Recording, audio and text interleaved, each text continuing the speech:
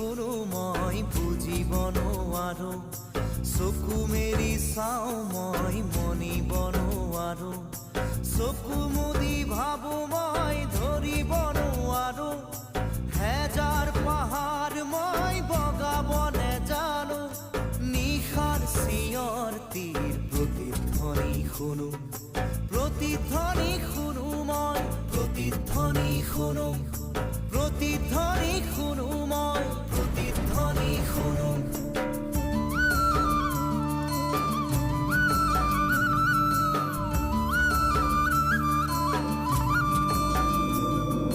হ'ব পাৰে কোনো গাভৰুৰ